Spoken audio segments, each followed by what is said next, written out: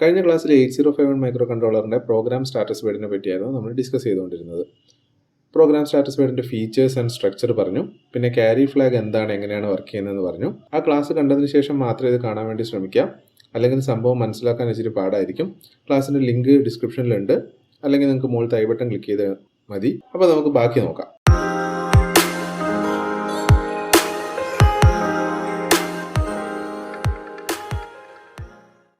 Next നമ്മൾ പറയാൻ പോകുന്ന രണ്ടാമത്തെ ഫ്ലാഗ് ആണ്, അതായത് ഓക്സിലറി ക്യാരി ഫ്ലാഗ്.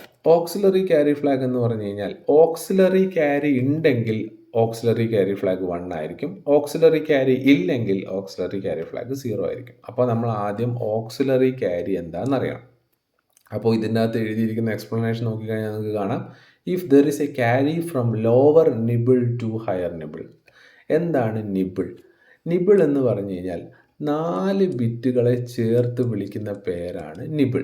നമുക്കറിയാം നമ്മുടെ 8051 ഒരു സമയത്ത് ഓപ്പറേറ്റ് ചെയ്യുന്നത് 8 ബിറ്റുകൾ വെച്ചിട്ടാണ്. ഇപ്പം 1111 0000 ഇങ്ങനെ ഒരു 8 ബിറ്റ് നമ്പറാണെന്ന് വിചാരിക്കാം. ഇതിൽ 4 ബിറ്റുകളെ ചേർത്ത് വിളിക്കുന്നതാണ് നിബിൾ. ഈ മൊത്തം 8 ബിറ്റ് ഉണ്ട്, അതിൽ ഈ 4 ബിറ്റുകളെ ചേർത്ത് നിബിൾ എന്ന് പറയും. അതേപോലെ ഈ 4 ബിറ്റുകളെ ചേർത്തും നിബിൾ എന്ന് പറയും. അതിൽ ഇതിനെയാണ് നമ്മൾ എന്ത് പറയുക, ലോവർ നിബിൾ എന്ന് പറയും. ഇതിനെ നമ്മൾ ഹയർ നിബിൾ എന്ന് പറയും. ലോവർ 4 ബിറ്റിനെ ലോവർ നിബിൾ എന്ന് പറയും, ഹയർ 4 ബിറ്റിനെ ഹയർ നിബിൾ എന്ന് പറയും. അപ്പോൾ ഇതിൻ്റെ അകത്ത് പറയുന്നത് എന്താണെന്ന് നോക്കാം. If there is a carry from lower nibble to higher nibble. നമുക്കൊരു കാര്യം ചെയ്യാം, എക്സാമ്പിൾസ് നോക്കാം. എക്സാമ്പിൾസ് നോക്കിക്കഴിഞ്ഞാൽ നിങ്ങൾക്ക് കാര്യം മനസ്സിലാവും. അപ്പോൾ ഓക്സിലറി ക്യാരി ഉണ്ടെങ്കിൽ ഓക്സിലറി ക്യാരി ഫ്ലാഗ് സെറ്റ് ആവും, ഓക്സിലറി ക്യാരി ഇല്ലെങ്കിൽ ഓക്സിലറി ക്യാരി ഫ്ലാഗ് റീസെറ്റ് ആവും. ഓക്സിലറി ക്യാരി എന്ന് പറയുന്നത് ലോവർ നിബിളിൽ നിന്ന് ഹയർ നിബിളിലേക്ക് പോകുന്ന ക്യാരിയാണ്. ഇത്രയും കാര്യം മനസ്സിലാക്കി വെക്കുക, എന്നിട്ട് നമുക്ക് എക്സാമ്പിൾ ചെയ്യാം.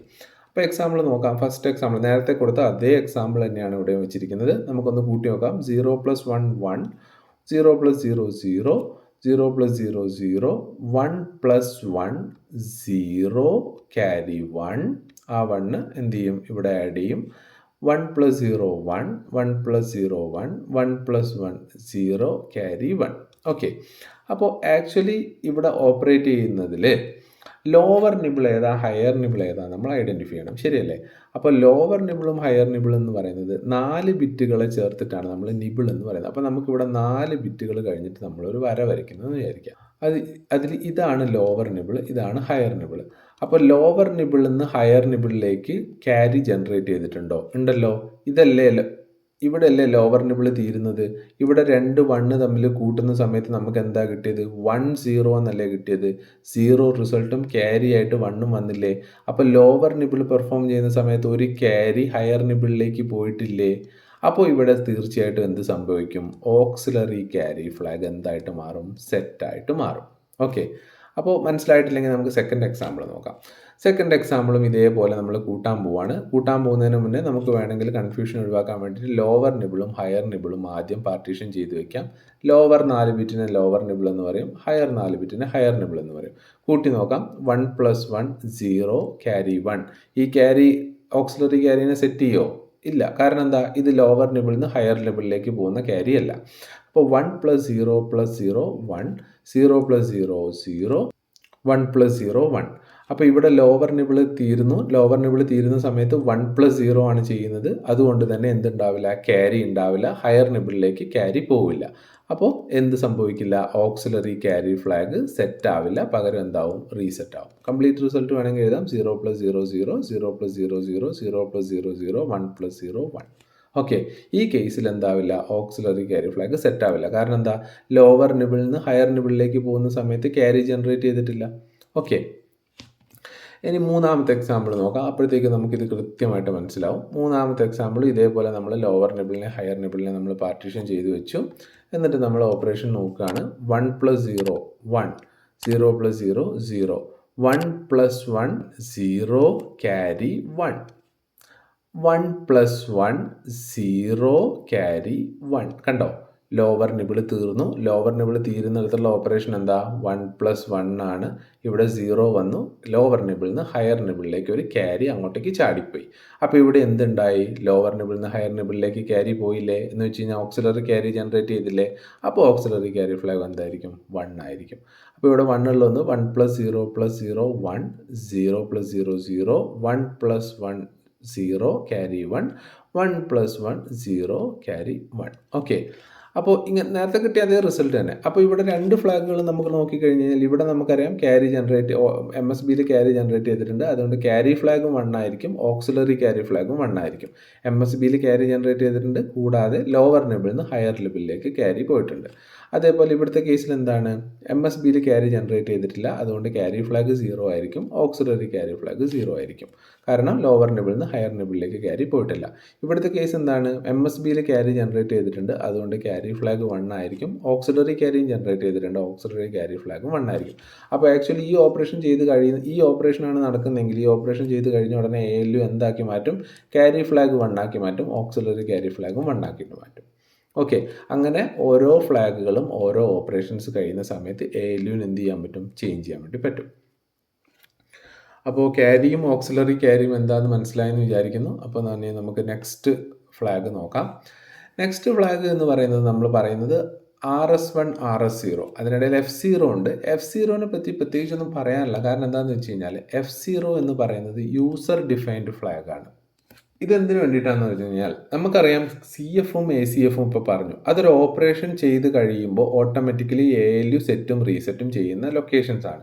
ഇനി യൂസറിന് അല്ലെങ്കിൽ പ്രോഗ്രാമറിന് സെപ്പറേറ്റ്ലി ഒരു ലൊക്കേഷൻസിൽ 1ഓ 0ഓ സ്റ്റോർ ചെയ്യണമെന്ന് വിചാരിക്കാം. അപ്പോൾ അതിന് വേണ്ടിയിട്ട് സെറ്റ് ചെയ്യാനും റീസെറ്റ് ചെയ്യാനും വേണ്ടിയിട്ടുള്ള ഫ്ലാഗ് ലൊക്കേഷനാണ് ഇത്. ഇപ്പം നമുക്ക് എന്ത് ചെയ്യാം? ഈ F0 എന്ന് പറയുന്ന ലൊക്കേഷൻ എങ്ങനെയാണ് അത് ഐഡൻറ്റിഫൈ ചെയ്യുന്നത്? PSW.5. ഇപ്പം നമ്മൾ പ്രോഗ്രാമർ ഒരു പ്രോഗ്രാം എഴുതുകയാണ്, സെറ്റ് B PSW.5. ഇതിൻ്റെ അർത്ഥം എന്താണെന്ന് വെച്ച് കഴിഞ്ഞാൽ സെറ്റ് B എന്ന് പറഞ്ഞു കഴിഞ്ഞാൽ ബിറ്റിനെ സെറ്റാക്കുക എന്ന് വെച്ച് കഴിഞ്ഞാൽ ഈ പർട്ടിക്കുലർ ബിറ്റിനെ സെറ്റാക്കുക. സെറ്റാക്കുക എന്ന് പറഞ്ഞാൽ 1 ആക്കുക, റീസെറ്റ് ആക്കുക എന്ന് പറഞ്ഞാൽ 0 ആക്കുക. അപ്പോൾ സെറ്റ് B എന്ന് വെച്ച് കഴിഞ്ഞാൽ ഈ ഒരു ലൊക്കേഷനിൽ 1 സെറ്റ് ചെയ്യുക. ഈ ഒരു ലൊക്കേഷൻ എങ്ങനെ മനസ്സിലായി? PSW.5. ഓക്കെ, ഇനി അപ്പോൾ അങ്ങനെ നമുക്ക് ഈ ഒരു പർട്ടിക്കുലർ ലൊക്കേഷനെ മാത്രമായിട്ട് നമുക്ക് എന്ത് ചെയ്യാം? സെറ്റ് ചെയ്യിക്കാം. അതുപോലെ ഓരോ ലൊക്കേഷനും സെറ്റ് ചെയ്യിക്കാം കേട്ടോ. പക്ഷേ നമ്മൾ ഒരിക്കലും ക്യാരി ഫ്ലാഗിന് പോയിട്ട് പ്രോഗ്രാമർ സെറ്റ് ചെയ്യിക്കേണ്ടി വരില്ല. കാരണം എന്താ? ക്യാരി ഫ്ലാഗ് സെറ്റ് ആവുന്നതും റീസെറ്റ് ആവുന്നതും ALU ചെയ്യുന്ന കാര്യമാണ്. പ്രോഗ്രാമർ അതിൽ പോയിട്ട് ഇടപെട്ടിട്ട് അതിൻ്റെ സ്റ്റാറ്റസ് കൊളാക്കേണ്ട ആവശ്യമില്ല. ഇങ്ങനെ ചെയ്യാൻ പറ്റുന്നതുകൊണ്ടാണ് നമ്മൾ എന്ത് പറഞ്ഞത്? PSW എന്ന് പറയുന്നത് ബിറ്റ് അഡ്രസ്സബിൾ ആണ് എന്ന് പറയുന്നത്. ഓക്കെ, ഇനി അതേപോലെ ഈ ലൊക്കേഷനെ റീസെറ്റ് ചെയ്യിക്കാൻ നമ്മൾ ക്ലിയർ എന്നുള്ള ടാഗാണ് യൂസ് ചെയ്യുക. ക്ലിയർ PSW.5 കൊടുത്തു കഴിഞ്ഞാൽ ഈ പർട്ടിക്കുലർ ലൊക്കേഷൻ എന്ത് സ്റ്റോർ ആവും? 0 സ്റ്റോർ ആവും. യൂസറിന് ആവശ്യത്തിനനുസരിച്ച് സ്റ്റോർ ചെയ്യിക്കാനുള്ള ഒരു ലൊക്കേഷനാണിത്. അതുകൊണ്ടാണ് അതിന് യൂസർ ഡിഫൈൻഡ് ഫ്ലാഗ് എന്ന് പറയുന്നത്. അതിനെപ്പറ്റി പ്രത്യേകിച്ച് കൂടുതലായിട്ടൊന്നും പറയാനില്ല. അപ്പോൾ അടുത്ത ഫ്ലാഗുകൾ RS1 RS0. ഇതിനെ രജിസ്റ്റർ സെലക്ടേഴ്സ് എന്ന് പറയും. ഇതിനെപ്പറ്റി നമ്മൾ ഡീറ്റെയിൽ ആയിട്ട് പറയണമെങ്കിൽ 8051ൻ്റെ മെമ്മറി ഓർഗനൈസേഷൻ നമ്മൾ പഠിക്കണം.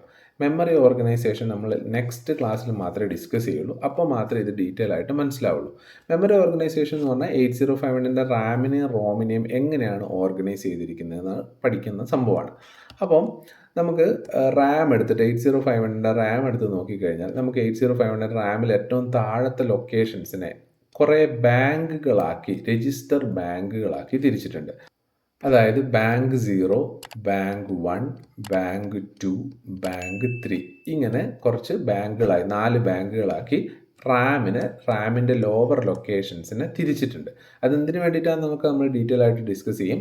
അപ്പോൾ അതിൽ ഒരു പർട്ടിക്കുലർ ബാങ്ക് മാത്രമേ ഒരു സമയത്ത് ആക്റ്റീവ് ആയിരിക്കുള്ളൂ. ചില സമയത്ത് B0 ആയിരിക്കും ആക്റ്റീവ്, ചില സമയത്ത് B1 ആയിരിക്കും, ചില സമയത്ത് B2 ആയിരിക്കും, ചില സമയത്ത് B3 ആയിരിക്കും. ഈ ഒരു പർട്ടിക്കുലർ ബാങ്കിൻ്റെ അകത്ത് തന്നെ കുറേ ലൊക്കേഷൻസ് ഉണ്ടാവും കേട്ടോ. 8 സെറ്റ് ഓഫ് ലൊക്കേഷൻസ് ഉണ്ടാവും. അതേപോലെ സെക്കൻഡ് ബാങ്കിൻ്റെ അകത്തും 8 സെറ്റ് ഓഫ് ലൊക്കേഷൻസ് ഉണ്ടാവും. അപ്പോൾ ഇതിൽ ഏത് ബാങ്കിനെയാണ് അറ്റ് എ ടൈം സെലക്ട് ചെയ്യേണ്ടത് എന്ന് തീരുമാനിക്കുന്ന ആൾക്കാരാണിത്. RS1ഉം RS0ഉം ഈ 2 ലൊക്കേഷൻസ് ഒരുമിച്ചാണ് യൂസ് ചെയ്യുക. അതാണ് ഇവിടെ എഴുതിയിരിക്കുന്ന കോമ്പിനേഷൻ. RS1 RS0 എന്ന് പറയുന്നത് 0 0 എന്ന് പറയുന്ന കോമ്പിനേഷൻ. അതായത് ഇവിടെയും 0 ഇവിടെയും 0 ആണെങ്കിൽ ബാങ്ക് 0 ആയിരിക്കും സെലക്ട് ആവുക, ഈ ബാങ്ക് ആയിരിക്കും സെലക്ട് ആവുക. ഇനി 0 1 ആണ് RS1 RS0 വാല്യൂ എങ്കിൽ ബാങ്ക് 1 ആയിരിക്കും സെലക്ട് ആവുക.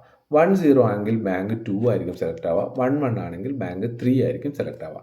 അപ്പോൾ ഏത് ബാങ്കാണ് സെലക്ട് ആയിരിക്കുന്നത് എന്ന് നോക്കാൻ വേണ്ടിയിട്ട് അല്ലെങ്കിൽ എന്ന് തീരുമാനിക്കാൻ വേണ്ടിയിട്ടാണ് എന്ത് യൂസ് ചെയ്യുന്നത്, ഈ 2 ബിറ്റുകൾ യൂസ് ചെയ്യുന്നത്.